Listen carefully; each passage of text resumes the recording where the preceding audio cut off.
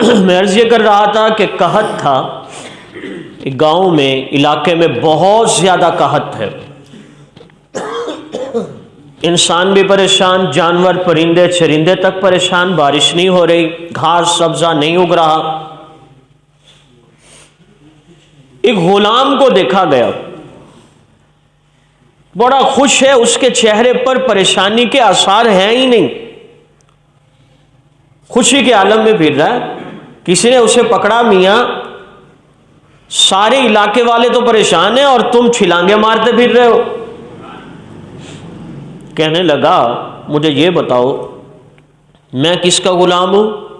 उनका जी वो तो फलां सखी शख्स है जो सखावत कर रहा है कहत के इस मौसम में भी, आप तो उसके गुलाम हैं।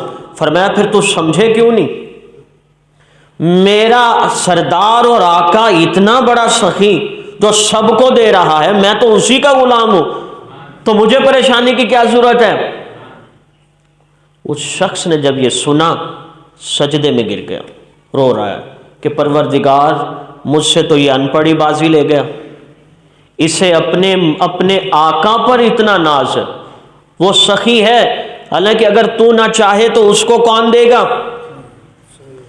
वो गुलाम है एक सखी शख्स का और उसको फिक्र नहीं कि मैं तो उसका गुलाम हूं जो बाकियों को भी दे रहा है, लेकिन मेरे अल्लाह तू तो सबको दे रहा है, मैं तो तेरा गुलाम हूं, मैं क्यों परेशान हो गया?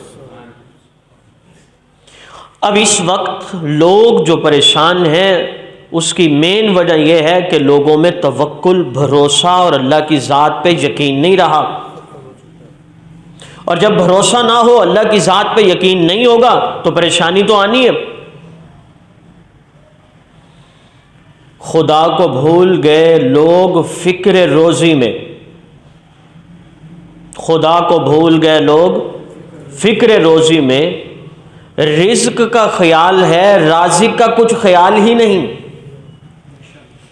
जो दे रहा, देने वाला है, जो असल राज़िक है, उसकी तरफ नहीं, रिज्क की तरफ दौड़े जा रहे हो।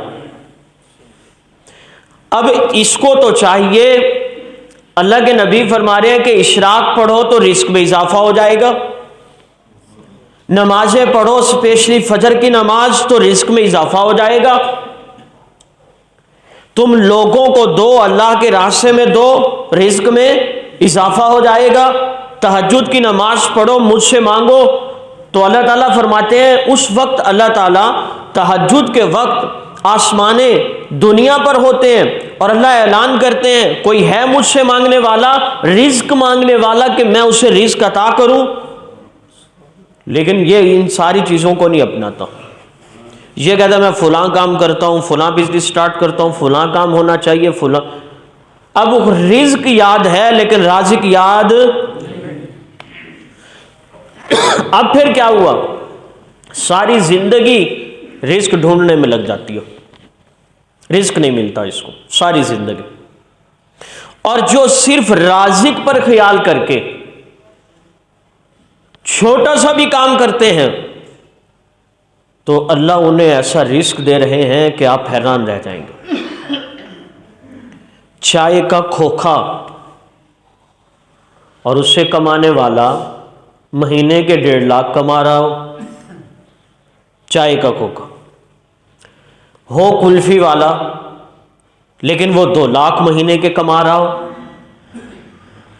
और हमारे हजरत फरमाते हैं बैरून मुल्क में हमने एक शख्स को देखा जो लस्सी बेच रहा था, फरमाते हैं तकरीबन कोई 250 गाड़ियां लाइन में लगी हुई थी और उसने क्या किया हुआ था, लस्सी के ड्रम घर के अंदर थे और टूंटियां, जैसे हमारे यहाँ पानी का सिस्टम है, वो टूंटियां बाहर लगी हुई हैं, मुलाजिम खड़े हैं, लस्सी भर भर के दे रहे हैं और 250 गाड़ियां रुकी हुई हैं उसको।